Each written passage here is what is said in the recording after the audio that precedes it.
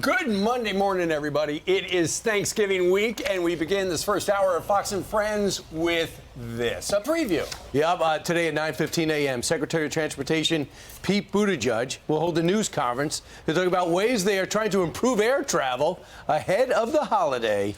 There could be major travel troubles. As the TSA says, this will be the biggest Thanksgiving travel rush in history. Nobody wants to stay home. Alexandria Hoff knows it all. She's in Washington. What can you tell us, Alex? Oh, gosh. Well, you know, last year it set the bar low for holiday travel expectations, especially by air. Remember, that's when weather and scheduling problems led to thousands of cancellations, people stranded. The Department of Transportation caught a lot of heat for that. So no one wants to see a repeat, especially as TSA is expecting to screen a record-breaking 30 million passengers through November 28th. Prime travel time, it's already upon us. It officially started on Saturday, and crowds have already filled hubs around the country. What you're seeing there, Newark, New Jersey, looking busy. And this morning, as you mentioned, Transportation Secretary Pete Buttigieg, he is going to provide a travel update for Americans. Now, a week ago, he tested positive for COVID-19. And while he's likely feeling better now, another headache could be on the horizon, as a cross-country storm is going to provide an extra layer of challenge for travelers from the Midwest to the Northeast, bringing severe weather to the Gulf Coast. Now, it moves east just in time to make things soggy for drivers hitting the road on Wednesday. But things should brighten up, guys, by Thanksgiving Day. We'll send it back to you. So, Alex, is the whole idea to put Pete Buttigieg out there today to say, hey, we've got this great big number, we hope we don't blow it, or, we think we've got it?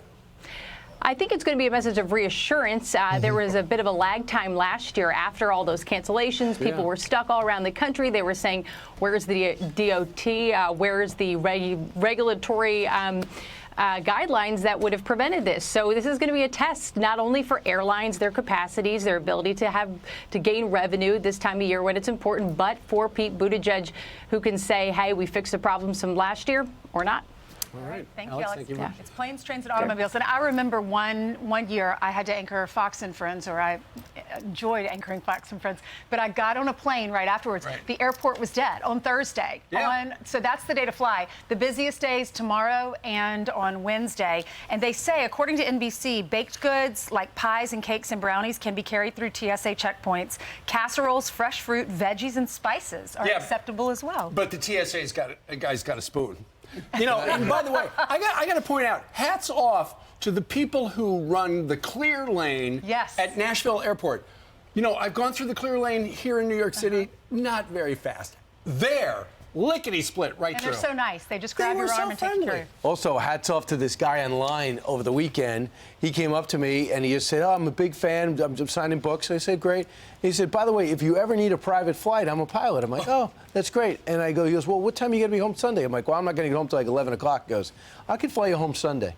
Wow. So sure enough, he meets us in Montgomery and flies us home to 5 miles from my house. His name is Steve. I don't know if I can give out his last name, but his name is Steve. For free? Yeah. I said, listen, I got to pay. He's like, no, I'd love to do it. I love what you guys do. When you're the face of the show. Did you give us that opportunity? It was unbelievable. Absolutely not. Lawrence, I have two funny quick stories to share. Let's start calling it Fox and Freeloaders. How can you turn it down? I'm home at 8:30. One time Brian had to be live for our show, and he was in some small town, and his car broke down. And he's like, what do I do? So some man stops and says, do you need a ride? He got in the car. He's like, a total stranger. I might not survive this ride, but I have a show to do. Right. Second story is one time he sent me a picture. He said, I'm flying private. I'm so excited. And then he sent me a picture of the plane. I was like, it was a prop plane. I would not get on that. Should I go like this? One engine, one pilot. I went to the pilot. I go, should I roll up my window? I go, oh, yeah. She goes, yeah, roll up your window. And then when we landed, she goes, I don't do this full time. I'm working the post office. And she said the plane came in a box. All right, look what Steve has. I get the paper. Happy birthday, don't Mr. think so. President. Today, Joe Biden turns 81. They're going to have a low-key celebration in Nantucket. The president's got to pardon the turkey, and then he's going to go that way. The best president for the oldest president would be a strategy for addressing voters' concerns that he's just too darn old. Because right now, all they've got is the White House says, well, Joe has achieved it a lot. He's a world leader, and he's not Donald Trump. But the polls show people are not persuaded. Right. That is true. We know there's been major polls that show things are not looking good for Joe Biden. What about the newest poll, Lawrence? You got the NBC poll. Yeah, so this latest poll shows a hypothetical between the presidents. Here you got 44% for Joe Biden, 46% for Trump. But if you go deeper into the polls, I want to take you back to 2020. Joe Biden was at 51%. Donald Trump was still at 46%. Not just that. In the past election in 2016, Donald Trump still remains at 46%, but Hillary Clinton was at 48%. You get the trend that in these national polls, they really don't move that much unless you're a Dem.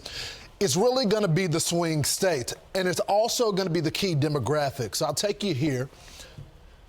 This is a big demographic for the president right here. He won in the past election by 20 points, and now these young voters right now, only a 42% approval rating. Donald Trump is still at that 46% mark. The issues that matter to them, it's a new thing that I call money and wars right here. They give the president grace when it comes to the economy, but they don't give him grace when it comes to him promising the student loans that they were going to go away, they were going to be able to buy a house with that money.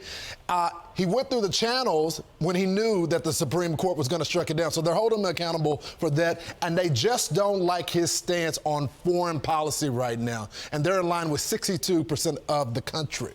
The next demographic is going to be the independents. Now, Biden won 52% of the independent vote. They're striking out right now. It's the economy. It is crime. They still want to run on abortion. We'll see how it's going to work for them. But right now, you got only 30% of approval among independents, guys. Thank you very much, Lawrence. Great laying it all out. And, of course, we know that the number one concern that people on both parties have is the president is too old. And that is the one thing he can't do anything about. You know, and the real problem is with Joe Biden, you look at Joe Biden in 2020 and you look at him now, there are visible signs of aging. You know, Botox can only do so much. The problem is he doesn't just seem older, he seems elderly, where it's frail and unstable. I know he got his last physical last February, where he got a clean bill of health, but, you know, the president, if his family is honest with him, this weekend in Nantucket, if they're really concerned, he should ask his family, am I too old? And if they are honest, they'll probably say, you know what, Pops, you got a lot accomplished. Maybe it is time to retire. Well, there's an article this morning that talks about bubble wrap strategy. His administration's deploying a bubble wrap strategy to stop him from falling in public, like he did at the Air Force Academy commencement in June. I'm wondering if, you know, last week he was saying to Gavin Newsom in San Francisco, I think you could do my job. I wonder if maybe they'll discuss that in Nantucket and just say, look, do you really want to do this? This is your chance to get out. Because go out on top like Seinfeld. There's so much scrutiny behind this. Biden holds advantages over Trump with the black voters, women, and white voters with college education. Trump holds the edge among white voters, men, and rural voters. Yeah, I mean, he's losing to Trump. He's losing to Haley. He's losing to DeSantis. David Axelrod continues to say, and be honest, he came out and said this, I think it's a 50-50 shot. But no better than that. Maybe a little worse. He thinks he can cheat nature. Here it is a little risky. They've got a real problem if they're going to count on Trump to win for them. I remember Hillary tried that, too. I'll add something else to that. You had Maureen Dowd over the weekend go to bat for David Axelrod and said, listen, before you use an expletive to talk about David Axelrod and David Axelrod's review of you and your performance, remember, he was the one who helped put you on the ticket, if not the deciding vote. Also, remember, when there was talk of Hillary Clinton coming in and running with Barack Obama, who was sucking wind in the polls, they said, no, it would be an incredible act of disloyalty, and he's done a really good job. Now, you might look at David Axelrod and say, wait a second, maybe he's just being honest. Right. And maybe he really has no axe to grind. There is no great candidate that David Axelrod seems to want to run instead of Joe Biden. And, Steve, what you were saying about Gavin Newsom, or you were saying about Gavin Newsom, Gavin Newsom loses to Trump. I mean, Gavin Newsom's got a huge problem with his track record. He has that big debate next week. And Brian, I agree with you completely. You know, he's not, David Axelrod is not putting out the name of anybody, but maybe he's got somebody in mind aside from Michelle Obama. That's true. You know, everybody, for the most part, thinks that if Michelle Obama wanted to get into politics and do it, she has no political experience other than being the first lady. But then again, neither did Donald Trump until he became president. She would win. Does she want to be back in the White House and have that responsibility and that stress? In 2021, Trump endorsed Greg Abbott, the governor of Texas, for his third run for governor, his third term, when he was running against Beto O'Rourke. He won overwhelmingly. Well, now the governor is returning the favor, and he is endorsing Trump. He said on X, he said, I'm proud to endorse him. And then Trump joined him in Edinburgh, Texas, yesterday for the tradition of serving the tamales to Texas DPS troopers and Texas National Guardsmen that are deployed along the southern border. Here they are. First, you're going to hear from the governor, then President Trump. I'm here today to officially proclaim my endorsement for Donald J. Trump to be president of the United States of America again. It's a tremendous honor to get that endorsement in particular because he really stepped up. He stepped up to the plate. He's doing the job of what the federal government is supposed to be doing. And I'm just telling you, Mr. Governor, I am going to make your job much easier.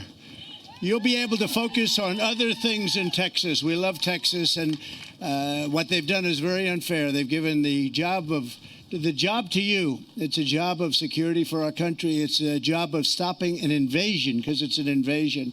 And you've done a great job, and thank you very much for the endorsement, Greg. I appreciate it very much. Thank you. What's kind of interesting is that 69% of the general public, according to a Fox News poll, is very concerned about border security. When you know, for the while, it's like, oh, don't bring up the border. Trump is so tough on the border. A lot of people think Hispanics are going to run from you if they do that. That's a niche thing. It shows an intolerance towards immigrants. Right. I think the country is totally flipped on that. I was watching another network try to skew Trump's appearance at the border and say, well, Trump wants to get really tough on immigration. He's talking about rounding up all those people that came in. Now, going into camps might be a little extreme, but rounding up illegals, did you see what Cardi B said? Mm-hmm. All our money in New York City is going to illegal immigrants. They want to be here, and you shouldn't cut the cops. Mm-hmm. Then we watched that city council meeting right in Chicago where they came in chanting, forget Sanctuary City. Okay, 2016 might have been a little controversial. 2024, not so much. Brian, were you watching the other channel on your private jet? Wasn't my private jet. I was offered a ride 2 hours instead of 5.5. Would have had to stop in Atlanta.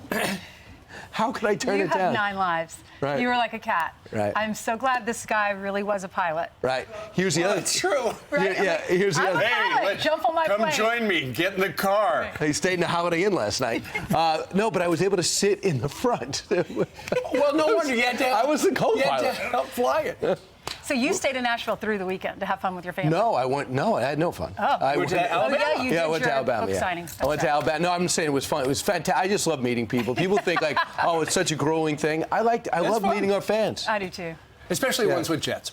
I'm Steve Ducey. I'm Brian Kilmeade. And I'm Ainsley Earhart. And click here to subscribe to the Fox News YouTube page to catch our hottest interviews and most compelling analysis.